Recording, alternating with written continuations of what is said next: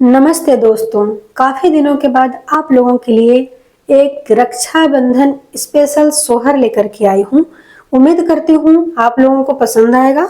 आप लोग चैनल को लाइक करिए, सब्सक्राइब करिए और कमेंट ज़रूर करिएगा। अरे अरे रोचना चिड़ैया, भैया से कही दिहा तू, भैया से कही दिहा तू हो। चिड़ै उनकर बहिनी ठाढ़ी अंगनैया, तरैया निहारै हो। चिड़ै उनकर बहिनी ठाढ़ी अंगनैया, तरैया निहारै हो।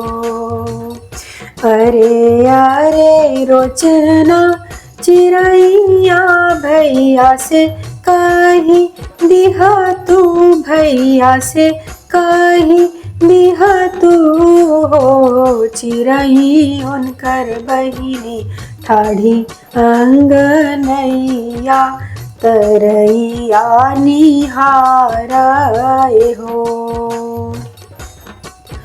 आजू है दिनवा राखिया के, बीरन नाही आए, बीरन नाही आए हो।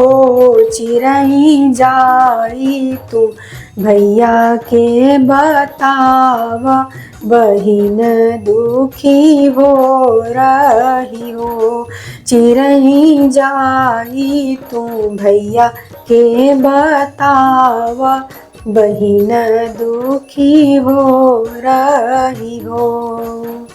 आजू है दिनवा राखी के, बीरन नाही आए, बीरन नाही आए हो।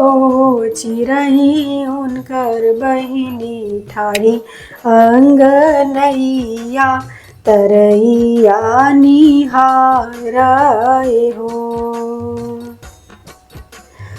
उहवा से चिड़ै जो उड़ी के नैहरवा में पहुँची, नैहरवा में पहुँची हो।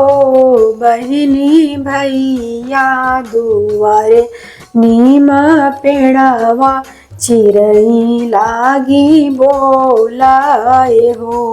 बहिनी भैया दुआरे नीमा पेड़वा, चिड़ै लागी बोलाए हो।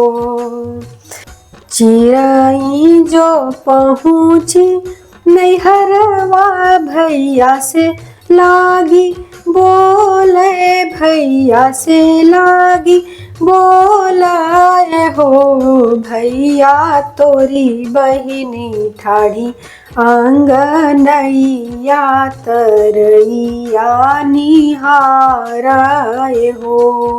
भैया तोरी बहिनी ठाढ़ी अंगनैया, तरैया निहारै हो। चिड़ै जो पहुँची नैहरवा, भैया से लागी बोले, भैया से लागी बोलाए हो। भैया तोरी बहिनी ठाढ़ी अंगनैया, तरैया निहारै हो।